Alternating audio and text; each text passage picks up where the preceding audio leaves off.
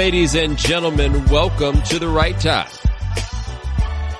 My name is Bomani Jones. Thanks for listening on the ESPN app, Apple Podcasts, all the places you can get podcasts. Thank you guys for checking us out. It is Thursday. This is where we like to do interviews. And joining us now from the Portland Trail Blazers and of the Pull Up with CJ McCollum podcast. I think his name is CJ McCollum. Now, CJ, this podcast thing, how's it that you're getting into our line of work?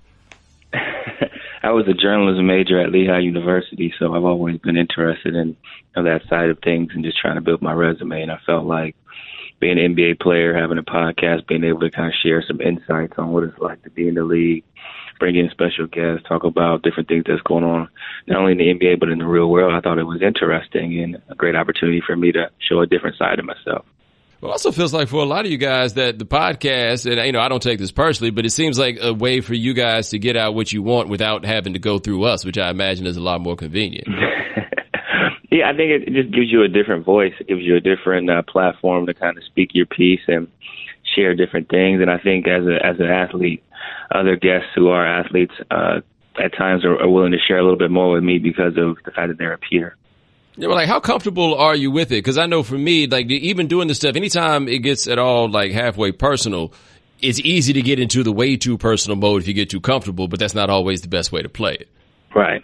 Now, I think just try to find your balance. I'm getting better each episode, and having worked in radio and been doing different things on radio shows and interviews, since college. I've gotten more comfortable, but I think it's just trying to find your pace, find your speed. Try to talk, make everybody as comfortable as possible when you're having guests on, and give them opportunity to just speak about what they want to speak about, and a more so conversation flow. I think that's what's worked better for me, just having a conversation. Yeah, well, and I think something I find interesting about people, like athletes who are journalism majors and then come in, is like, even like me doing this job, it took me a while to actually realize what this job is. And I think a lot of people from a distance, especially even people who have to deal with media, don't necessarily know like what the job is. So for you, like being a journalism major, how much easier did it make it for you really just kind of navigating the NBA and understanding what was going on with all this attention that you didn't have to deal with before? No, I think it made me a lot more familiar with the behind-the-scenes stuff. Having interned for Lehigh Sports and work for the school paper, I understand that you guys have a job. Your job is to, meet the deadlines at times, depending on if you're a beat writer or if you're covering for a major news outlet. You have to come up with a story. It has to be creative. And you have to try to separate yourself from other writers who are out there writing about the same game you watch. So just trying to be elegant in your responses, trying to give, long, detailed responses instead of the one-worded stuff, because then it allows them to kind of pick apart what they want and turn the article to kind of make their story. So I just try to give as much information as possible, understanding that everybody has a job at hand to accomplish and get done by a certain time, depending on when the game finishes. Yeah, dude, we need more of you out here in these streets. Because that is the worst one. Like for me, like when you get somebody that's like, "Oh man, how do you think you played last game?" I was good. What? What am I supposed to do now? Like, what do you write about? He thought he played well. The end. Yeah, and the fun part is that's going to happen to you on that podcast one day, right? And I will be very curious to see what the response is, because you just want to bang your head against the wall when that happens. And, you can't just be like, "Hey, could you talk a little bit longer, please?" You can't make them. All you can do is work with what you get.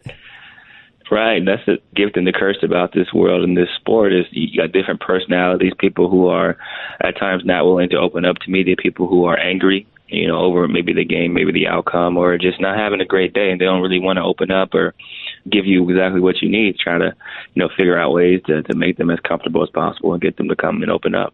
Well, like, how do you balance it yourself? Like, after a game where you don't really feel like talking to us, but it's something that you have to do. Because one thing I always try to explain, I think it's easy to forget when you work in media, is that nobody's coming in our faces after our worst day at work and asking all these annoying questions. So for you, like, how difficult is it to find that place to try to do what the media kind of needs you to do, but at the same time, you're still a human being? It's hard. It's hard to find that balance. We have feelings, we have emotions, we go through good days, bad days. There could be stuff going on at home that no one even knows about, but you have to go and kind of, play at a high level regardless, or be critiqued and kind of crucified at times. So you just try to put a smile on, but they can tell when you're a little upset, and you kind of let them know that, hey, you answer a question in a certain way. If they keep pushing, you kind of let them know that, hey, this is my answer. Like, this is what you're getting today, and you better take it apart the way you need to and get what you need to get out of it. But I'm not really in the mood to really talk today. So you just try to give them as much as you can without being too angry. But I think they find a good balance in Oregon. We don't really go through too much. at times, they can see the look on our face that we're not really, excited to see them and share about the game that just happened. The other night, we had the situation with Charles Barkley and Draymond Green, and Charles Barkley said he wanted to punch Draymond in the face, and Draymond said, come and do it. Yeah, I thought that was a very interesting situation, to say the least. Well, what do you think about stuff like that? Because I know, from my end on things, I try to be careful because I do a job that doesn't involve, going to arenas and locker rooms a lot. And you can get really comfortable saying things about people because you're not going to wind up seeing them. And Charles Barkley is doing this from the studio in Atlanta. But then you look up and you hear something like that. And I thought that Draymond's response was perfectly reasonable because, there's no joke when somebody is talking about punching you in the face. But, for you, how is it dealing with those things? You hear these things, obviously, from people who don't know you, and you're trying to figure out what to do with what is being said. Right. Yeah, I think it's easy to say things behind the keyboard or from afar, but the truth always comes to light. And I think that when you look at the Russell Westbrook situation with the fan, saying things about his family and things of that nature and putting the camera in his face, would he do that if Russell Westbrook was walking down the street, outside of his workplace? You know what I'm saying?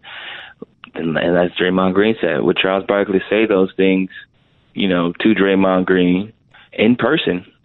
Walking down the street. I don't know. Maybe he would, maybe he wouldn't. But I think the fact of the matter is that there's a lot of things that are said, and then when you see somebody in person or when you think about seeing them in person, I don't think it always goes down the same way. So you just have to be careful with your responses and your reactions because, people will say anything behind the keyboard because they know that in reality they're never going to really come face to face with you. So you just have to, take it all in stride and try to be as responsible and as professional as possible. But understand that we are humans. We have emotions, we react, and we have anger and sadness and all those things.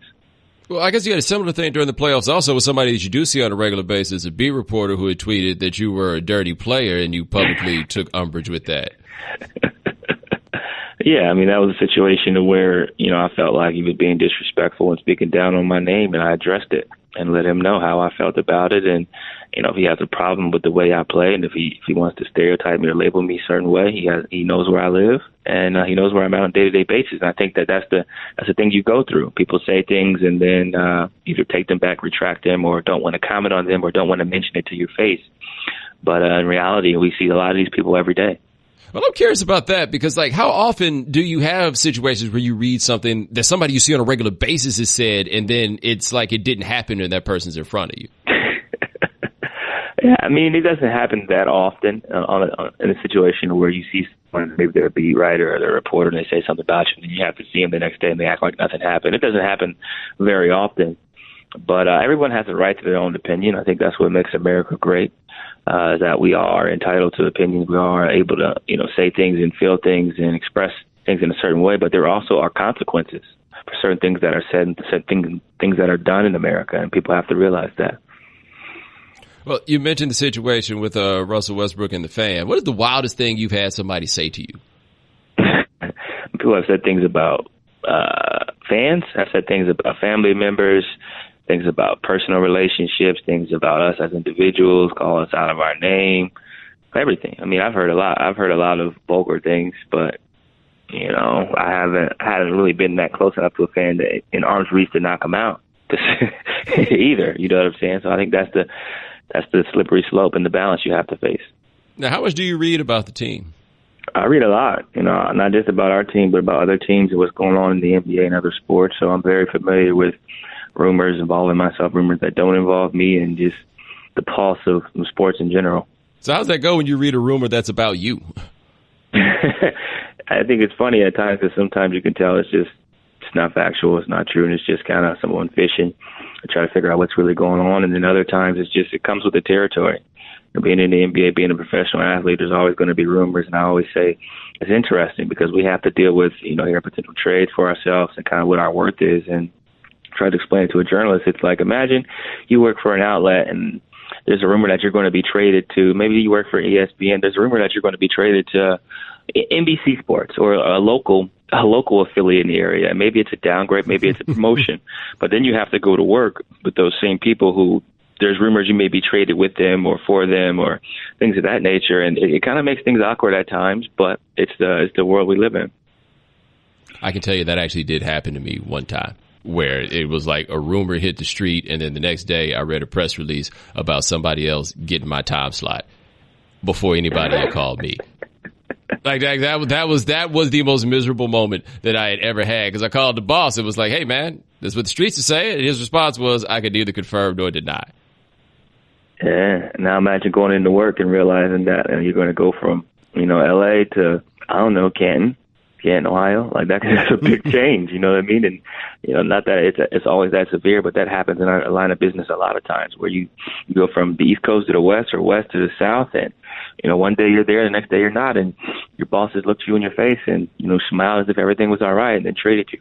And I guess at this time of year, with you guys being out of the playoffs, this is especially a time where people, not just rumors, but just speculation on what people think is going to happen. Do you try to unplug from that at any point, like coming out of the season, or do you just continue to consume things as you have before?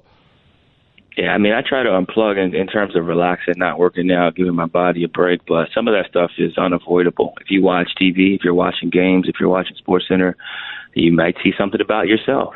If you're on Twitter, someone might tweet at you. There might be a link, from a verified account with your name in it. And at some point, you're going to click that link. And if you don't, I'm sure someone is going to send it to you at some point. If there's rumors that you're going to be demoted or promoted, you're going to hear about it from somebody. So sometimes it's unavoidable, but you get used to that lifestyle because it comes with the territory. How often do you wind up calling the office and being like, okay, so what about this one? Never.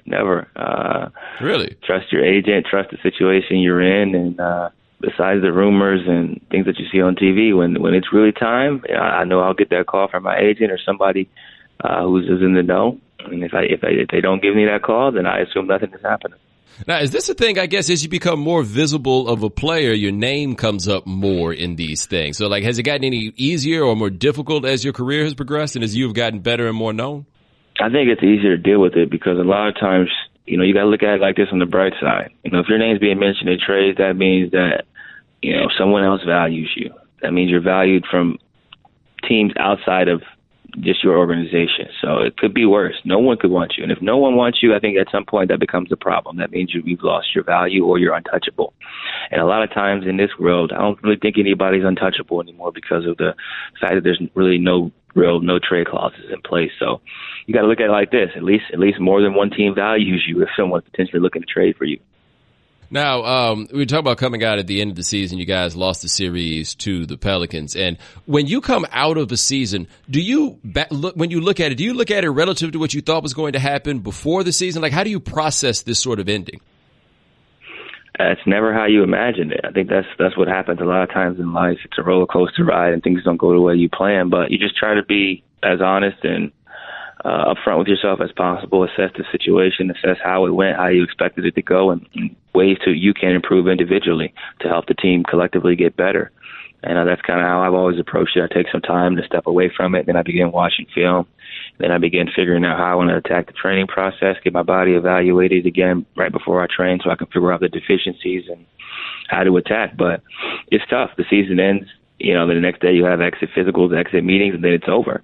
And you have to figure out, all right, what's my timeline on resting versus working out, and how can I get better so that we don't get swept again? Well, was there anything that you looked at, you talk about looking at yourself, that you looked at and you'd even know now, it's like, okay, this is the thing I've got to get better about? Yeah, I think my overall game needs to improve offensively, defensively, understanding, sets on other teams, their schemes, how certain teams are going to guard me individually, how certain teams are going to guard us as a team. Defensively, figuring out pick and roll angles, continuing to get a better understanding of, when to chase, when to shoot the gap, when to force somebody weak versus when to force them strong. I think there's just a lot of intricacies to the game in ways we can improve as individuals. And as I continue to watch film over the course of the next, 120 days, 130 days, I'll be a better player next year because of the knowledge and understanding and because of the work I'm going to put in. Well, is there anything as a team that you looked at and were like, okay, this is the place where we know we got to get better? Yeah, I think consistently on the defensive end as a team, we have to get better. We were top 8 this year, top 7. We made tremendous strides. And as you go through the playoffs, the scheming changes, the scouting changes, personnel changes, and you're really just focused on one team. So I think we can continue to take strides on that end, continue to take strides on the offensive end, 3-point shooting, figuring out ways to make your teammates better individually and collectively. Transition, we weren't very good in transition on offense throughout the regular season, didn't get a lot of easy baskets. So the more easy baskets you can get, the better. And you've seen, watching these playoffs, how crucial it is to be able to get stops in the half court. But when the Warriors, when the Rockets, when the Cavs, even the Raptors and the other teams involved in the playoffs, when they get out and run and are able to get, open looks, whether that be a layups or threes, it makes the game a lot easier. Well, one thing you guys are doing in Portland with you and Dame is that you got two scoring guards. So, like, for you as a scoring guard, what's the best part about playing alongside a guard who scores the way Dame does? I think it just makes the game easier. Frees everything up and creates some space. He has the magnet effect to where the defense and the attention is on him when he has the ball, and when he's off the ball, the defense of attention is still on him as well as me. So, just kind of figuring out ways to attack, whether that be on the catch, off the dribble, or in transition. And I think that we play well off of each other and have continued to get better each year and consistently have improved and will continue to in the future. Well, is there anything challenging about it? Because one thing about you guys in the NBA is y'all always think y'all are open. Y'all always think y'all are going to make the next shot, but you can't both shoot the ball on the possession. Yeah, we always think we're open, and we always think that we're unstoppable. I think that's the mentality you have to have. You have to be fearless. You have to understand that it is a team game, so you have to share the sugar. You have to be able to empower teammates and be able to live with other people, having success and other people having great games. So I think that's where we're at, and have continued to trust each other, have continued to empower and hope the best for not only each other but the rest of our team. And I think that's what makes you successful, when you're willing to sacrifice, when you're willing to sacrifice for the betterment of the team each day. All right, now I have to go. I was looking you up before we decided to do this interview, and I saw something that I could relate to about you in this. And I just have to ask you this. This is going back. You were 5'2" your freshman year of high school? Yes, sir. 5'2", 107 pounds. Dude, that was me. Like, I was 5 feet at the start of high school, and then I was like 6'4" by the end of high school, my freshman year of college. And I just look at that, like, for you, when you're 5'2", 107 pounds, did you ever think that it was going to come? Because I never thought that I would wind up being tall. Like, there was no way that was going to happen. I definitely had doubts. Doubt always creeps up in your mind at times, but I felt like, based on my genetics and my family history, that I was going to grow at some point. I just hoped that it was sooner than later and not too late. And as I continued to get taller each year, I was 5'7", and then I was 5'11". I was like, all right, I'm gaining about 3 to 4 inches a year, so I'll be at least 6'2". And luckily, I ended up verbally committing to Lehigh at around 5'11" and continued to grow. Yeah, dude, because for me, that was like the worst, the whole way. Like, I think I had a summer where I went away and came back, and everything had changed. Because, like, I had tall, my dad was tall, my mom was tall, my brother was tall, like, everybody was tall except for me. And it never seemed to be anything, but I never, like, had designs of myself as a great basketball player. So I'd wondered, like, when you're 5'2", and you're playing basketball in a way to get to the places that you were, like, how frustrating that must have been at some points. Yeah, it was definitely frustrating, but, I prayed every day. I asked God to give me some height, give me a chance to allow some of my dreams to come true and put me in a position to succeed. And I stretched before I went to sleep. I did all those things and worked on my game, understanding that, when I did grow, the game would become a lot easier. And I think that's exactly what happened. As I got taller, as I got faster, quicker, longer, being able to create a little bit of space as a 5'7" guy, the same amount of space at 5'11" and 6'3", 6'4" now, made the game so much easier, being able to shoot contested shots and how to use the floater, how to play angles. And let's be real, it makes life a lot easier too, man. The world treats you better when you're tall. Like, you don't really realize that unless you have the super growth spurt. Like, it's a whole different ball game after that. Yeah, man, I was small, man. I was very small, undersized. I had a lot of goals and ambitions, and people doubted me. People said my goals and dreams were impossible. Some teachers told me that it wasn't realistic for me to think that I was going to make it to the NBA. There's a lot of things I went through, but I think it's important that as individuals we believe in ourselves. If you don't believe in yourself, no one will. And I think any goal is attainable or achievable with the right amount of luck, with the right amount of work ethic. Success eventually will come. So you were always locked into the NBA dream? Because I always wondered that with a lot of guys that go to smaller schools, whether there's the, I'm here, I'm going to get a good education, and then maybe I go to the NBA. But you were always locked in on that's where this is going to end.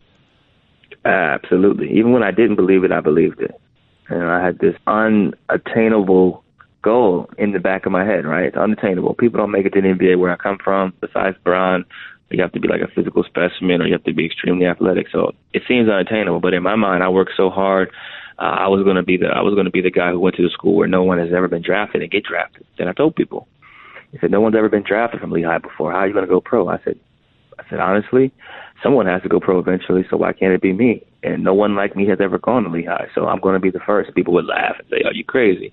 And now they look back and say, wow, he really did all the things he said he would do while attaining a degree, while trying to build a media platform, a media career on the side. Now, did you have a moment, though, where you were like, okay, no, this is really going to happen? Like where it clicked for you that it was getting close? I think my first start in high school, I scored 54 points and broke the school record. And Kuf, I went to school close to Kufis, and he had graduated the year prior and was going his way to the NBA. So once I played that game, I was like, okay, I got a chance. If I continue at this pace, I got a chance to go pro. And then my freshman year, my first start, I scored 26 points, had 8 rebounds and 4 assists, and that was game 3. And I ended up, averaging 19, winning rookie of the year and player of the year for the conference, and going to the NCAA tournament, playing against Kansas. Kansas had the Morrison twins. They had T-Rob. They had Xavier Henry. They had Sharon Collins, Tyshawn Taylor. They had a squad, about 7 NBA players, as well as Cole Aldridge. And I had, 26, 7, and 4. And at that moment, I was like, all right, this is my freshman year. I'm 6'3", 165 pounds. If I continue to get better each year, work on my body, there's no reason why I can't play in the NBA, because I'm already able to hold my own, if not dominate, against older guys at the highest level of college. Well, I guess with that in mind, it's surprising to a degree that after the tournament, your junior year, that you did not leave after that Duke game.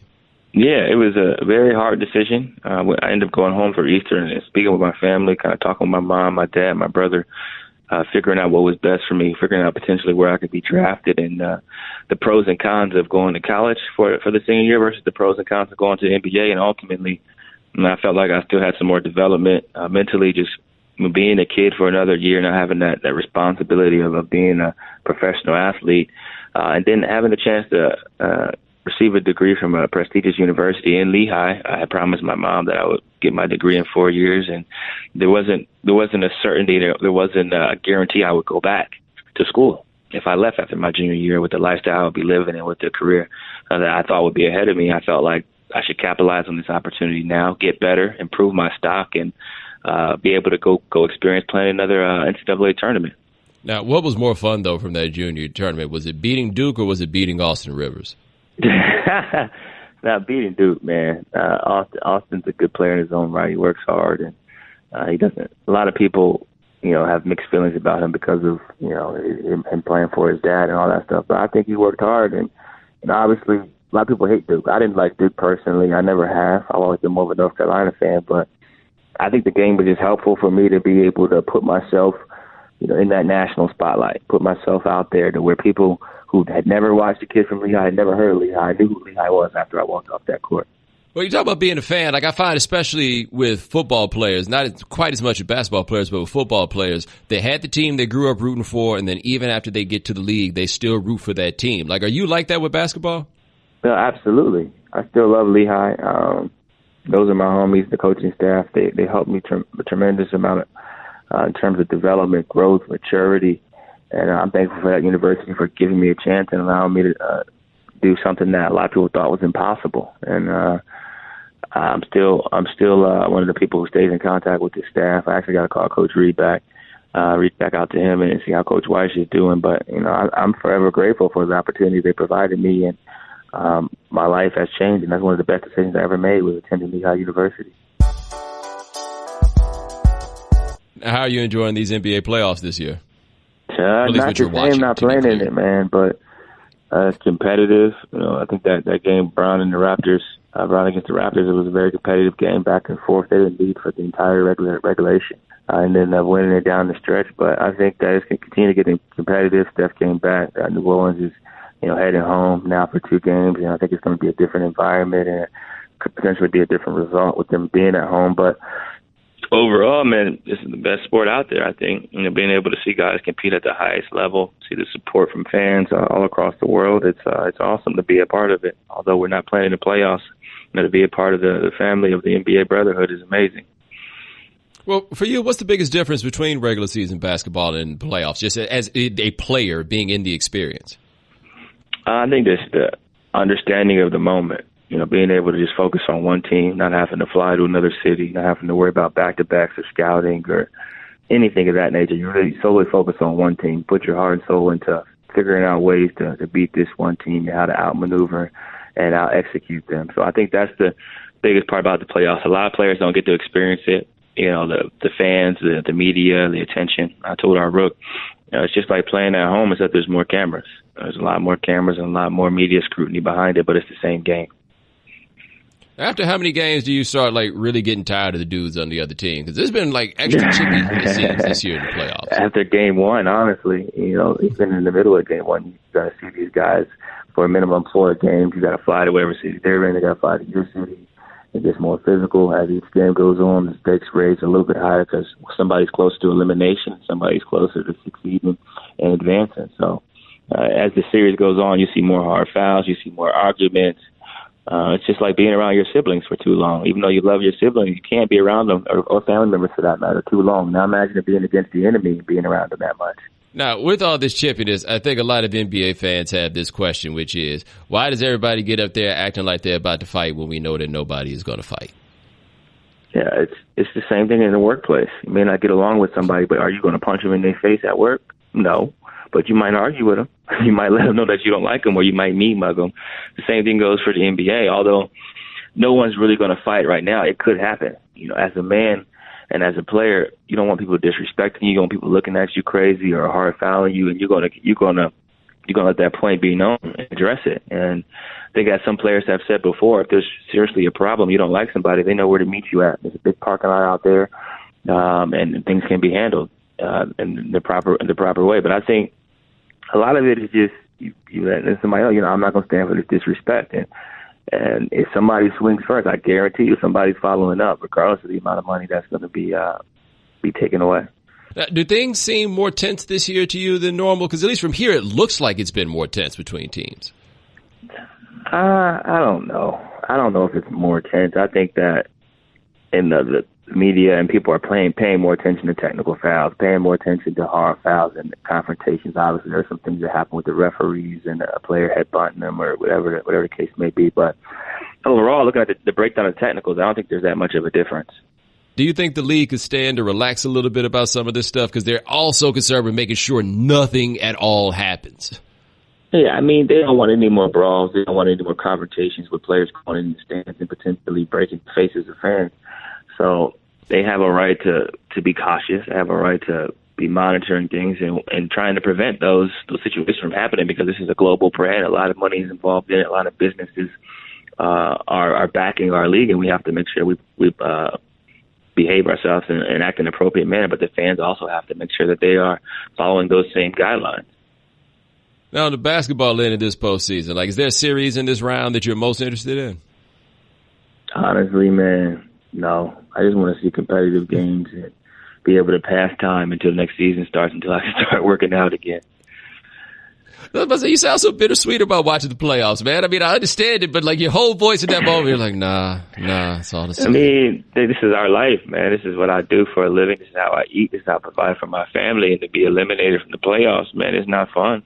Regardless of how long it takes to recover, you still think about what you could have done differently, how you should still be out there playing, how your team should still be out there playing. So you watch and you just hope for entertaining games. But besides that, I have no rooting interest because I play for the red and black. Yeah, I imagine it's hard. Basketball players in particular, I find, eat, sleep basketball, right? Play basketball all the time, watch basketball all the time. And I guess I never thought about that, the standpoint of if you're a basketball player, you love watching basketball, except you really don't want to be watching basketball right now. Right. It's like a tough balance. Dang, I love hoop. But, man, watching the Pelicans play, they just beat us. You know what I'm saying? So it's just man, it's tough. But still a competitive game. That's life. Life is all about being able to overcome obstacles and, learning from your losses. And I've always been one to learn from my losses, learn from mistakes, and I look forward to next year's playoff. But in the meantime, hopefully I can see some entertaining games. Were you surprised that the Cavs won that game one? Because I thought that would be one coming off that last exhausting series, that the game one is one they'd lose and probably lose by a big margin. I was shocked that they won that in overtime. No, I wasn't surprised at all. I think that anything can happen in the playoffs, and you look at the way the Cavs roster is built. It was only a matter of time before JR started hitting shots. Only a matter of time before so other players contributed. Tristan's playing well. Kyle Korver's been consistent. The bench has continued to come along. So I think it was only a matter of time before they got a team effort, 5 players in double figures. And the Raptors historically haven't played well against the Cavs. Now, you've been on a team that started young and had the gradual building as you add these pieces. Are you surprised that Philly has been able to kind of put this together in the last couple of years as quickly as they have? No, I'm not surprised. They have a talented team, a good coach, and have acquired some great assets, not only through the draft, but through free agency. Picking up Bellinelli, signing J.J. Redick, getting some veteran leaders out there who have played in big games, playoffs, and then obviously the development of JoJo and Ben Simmons has been crucial for them. And not to mention Covington's knocking down shots. They got a lot of players full to begin to play. I think they'll give him some minutes here in the near future because of the way this series is going against Boston. I was thinking about that Boston series with Marcus Smart coming in there, and I just always watch and imagine how annoying it must be to be played like Marcus Smart guarding you, because it just seems like it's never ending. He's going to muscle you if he got to. He's going to talk crazy to you. Like, who's the one guy that you just hate looking across and being like, man, that dude's guarding me? Man, honestly, nobody, man. I don't fear nobody, man. I enjoy every opportunity and every challenge on that court. I come from the mud, man. I came from, like you said, he was 5'2", I was 5'2", growing up in a town of 73,000 people, man. So every time I step on that court, it's a blessing and an opportunity to not only play the game I love, but to show people that anything is possible. Yeah, see, I'm seeing in this, we can't let the babyface fool you, because I always tell people about basically any NBA player that is under 5'10", you don't want no problems with, because they had to fight their whole way to get here. It sounds like you started as that guy and grew up, but you still kind of sort of that guy. Yeah, man, you got to be a dog. You got to be a shark, a killer on the inside. And you can be nice as ever on the outside and off the court, but on the court, just win any means necessary. And I think you see look at the point guards across the league. A lot of guys are undersized or shorter. They're tough, and they're vocal. They're able to, be nice as ever off the court, but on the court, whatever it takes to win. And I think that's the mentality I've always had. Hey, man, that is our man, CJ McCollum. Before we let you go, man, let the people know where they can find your podcast. You can find my podcast everywhere. Pull up. CJ McCollum is on iTunes. You can stream it on all those streaming devices and sites out there in the world. It's everywhere. We actually got a new pod up as of Wednesday. We usually record before Wednesday and put them out Wednesday. So go get that. Subscribe, like, comment, ask me questions, whatever the case may be, and maybe we'll ask one of your questions on the pod. And I'm going to just tell everybody what I told CJ before, that the pull-up with C.J. McCollum got cracking the same week as the right time where Bomani Jones came back, and I was so excited because I was number 2 on the iTunes chart and C.J. was number 1, and then I learned that he hadn't even put out an episode yet. Like, we were losing to you without you having any actual material to put out there, and yeah, we're still having you on here. Like, that's love or something like that. Nah, I appreciate that, man. I remember the DM, man. I appreciate you having me on, man, and I have to have you on the pod at some point. We can chop it up. Hey, dude, just let me know, man. It's CJ McCollum, man. I greatly appreciate it. Already, man.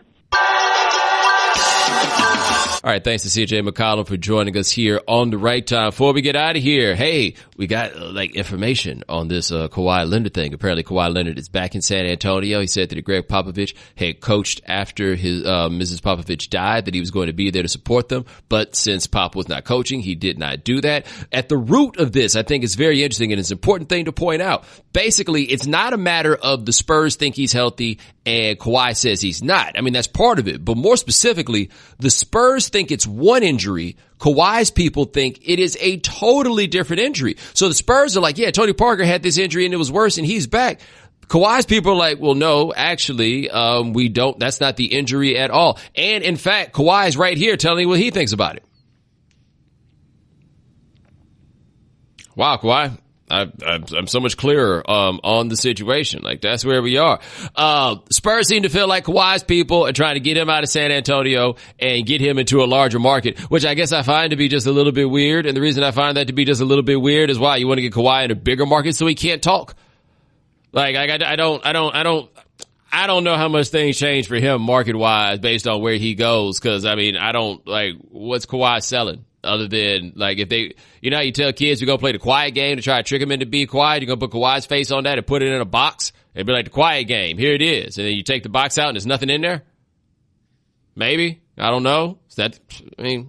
Just asking. I think it's a fair guess to make here. But the Spurs' problem with this is they got to draft whatever star it is that they're going to get. They're never going to attract like a top line, like LaMarcus Aldridge they could get, but they're not going to get like the guy that you need to build a team around, a Kawhi level talent, unless they get him in the draft or in maybe sort of a trade for Kawhi Leonard. What I think is interesting about this right now, though, is this no longer seems like an irreparable relationship. It doesn't sound like it's just terribly damaged in this way. It sounds like there's like a level of beef between people, but I will never forget this. When I was a youngster and Olajuwon was playing for the Rockets, Olajuwon had some hamstring issue. The Rockets were asserting that he was just fine. Olajuwon, understandably offended because the Rockets are effectively accusing him of faking this injury. Somehow they made peace with it. This was 1992. They went to the Western Conference Finals in 93. They won the championship in 94 and 95. And Olajuwon is just Olajuwon, and it's like this thing never even happened. Teams can get over these things. But if you're the Spurs, if you don't think this dude is going to come back, you got to put a stamp on him and send him somewhere else. And I feel like there are a lot of places that could present some attractive options for them. Boston has a surplus of young wing talent. Philadelphia kind of has a surplus of young talent. Where else did we can look? The Lakers. Hey, you get Brandon Ingram and Kyle Kuzma, and I would send both of them out of there if I was Magic Johnson in order to make this happen. Like, the Kawhi trade market to me is far more interesting than the Kyrie trade market was, because the Kyrie trade market involved Kyrie, who's just not as good a player as Kawhi Leonard is. So if he comes back and physically he at all resembles what he has been before, if the Spurs aren't certain that that dude is going to come back, and look, if this drags out all the way to the end of the season, we're talking about we'll figure it out from there, the Spurs already know what it is they can offer that nobody else can. All this money. Problem is they also don't have much of a roster. And I don't know how easily they can build upon the pieces that they have. And without having much of a roster, if Kawhi wants to win, he probably needs to go somewhere else. If the Spurs get a handle that Kawhi says, Coach, all I want to do is win, trade him. Trade him. So all he wants to do is win. He'll find some place where he can do that more easily than in San Antonio. As much as we like to talk about the Popovich system and everything else and how great everything has been with Popovich, all those Popovich years were with Tim Duncan. That was the Popovich system, which is basically what he has said. I think Sports Illustrated did an article about this, and Popovich said our system has been simple. We run the offense through Tim Duncan. We run the defense through Tim Duncan. What's he going to do with Kawhi? Because they don't seem to have the bodies right now. But, I mean, there's room for them to make peace. But even if they make peace, they might still need to make Kawhi go away. He ain't going to say nothing about it, right? What is he going to do, trash you in the press? It's going to be some ugly press conference? What's he going to say? Like, damn, can't believe Kawhi had to dog us out like that. What's that about? I feel like there's an interesting connection with CJ McCollum coming from the Trailblazers. You have Aldridge, who leaves the Trailblazers to come to the Spurs to join up with Kawhi, and he may get left holding the bag in all this. Yeah, that is actually quite possible. That totally can happen. But if you are LaMarcus Aldridge, you look around and you see that. The one thing, though, they always said about LaMarcus in Portland, though, was he was not comfortable with the way that the franchise promoted Damian Lillard as being kind of the face of those things. And yeah, LaMarcus has managed to make some sort of peace, but they might send Kawhi out of there. LaMarcus Aldridge is like, finally, I get the ball first every time. I don't see what the big deal is. They had a squad there in Portland before he left. Man, they were not really bad. Good. The thing that's going to have to hurt for the Spurs for the longest is, and we'll never know what was going to happen in a 7-game series, right? Like, we'll never know the full extent of it. But they were up by like 25 points when Kawhi got hurt in that game at Golden State. And they looked like they had a chance to win that series. They did. Like, they looked to be that good with Kawhi. Now, again, it's only like three quarters of basketball or 2.5 quarters of basketball that we had. So you can't extrapolate but so much, but that never stops you when it's your what if, right? They were definitely in a what if situation there, and who knows, if he does not get hurt there, do they possibly win a championship? What does that mean for what the rest of the roster is? Like, there are all these things that come up there, and the dude just got hurt, and I don't think any of us believed at that point or coming into this season that it would take as long as it has. But it's hard for me to think that if Kawhi Leonard could play, he would not be playing. Simple as that. It feels like if he could play, he would be playing basketball. I just don't think, for whatever reason, he thinks that he can play. The Spurs are in the worst situation. I mean, not even the worst. I feel like they put themselves in what would be the worst situation. You can't come out here and say somebody should be able to play if they can't. You just can't do that. It doesn't matter how hard that person is faking or whatever it is. All you can say is he's still hurt. That's the only answer that you've got. And that was a poor strategic play from them from top to bottom. Because even if the dude is faking, you don't get anything out of calling him out for it, and it's not going to make him play any sooner. All you can say is he's not ready to play. That was it. And I think if there's any mistake that you could look at with Pop and everybody else is they did a lot of passive-aggressive talking about what Kawhi felt and how Kawhi was or whatever it is. And that, no. Especially if you're supposed to be getting some kind of reputation for how good you are about these things. But I saw somebody make a good point, and I had never really thought about it. When has a team ever been the one on the side of right in a situation like this? Can you name a single situation where a player was actually faking the injury? Like that proceeded like this one. Not to say no one's ever faked an injury or said they had the flu when they didn't, but in something that's like getting is icky as the Kawhi thing. How many times has it been that the player was not hurt? These cats play through all kinds of insane injuries all the time. It's hard to believe that dude's faking. And if the Spurs got anything they might look back on and regret is giving anybody reason to believe that Kawhi was, in fact, faking the injury. Well, in that article by Ramona, it had Kawhi saying, like, oh, well, I've been here for 6 years, but the Spurs have been around for a lot longer than that. So he was basically saying, like, oh, well, you guys aren't going to believe what I have to say anyways. Which is correct. Like, that's the issue that he's got there. The general public is always going to take the side of the team, no matter how many times it's been demonstrated to us that teams are not to be trusted, especially with other people's bodies. But when it comes to it, that is absolutely correct. Spurs been there for 40. I've been here for 6. He could have been there for 20. They're still going to believe the Spurs, no matter what. But all right, ladies and gentlemen, thanks for joining us here on The Right Time. We do this here 2 times a week. Gabe Bassane produces everything. Thank you, sir. Remember, rate and review us. Subscribe on the ESPN app. Check us up at Apple Podcasts. We like 5-star reviews. We deserve 5-star reviews. It don't cost you nothing. Give me them 5 stars, baby. Talk to you next week. Thanks for checking out The Right Time with Bomani Jones podcast. You can listen or subscribe on the ESPN app, Apple Podcasts, or wherever you listen to podcasts. The Right Time with Bomani Jones.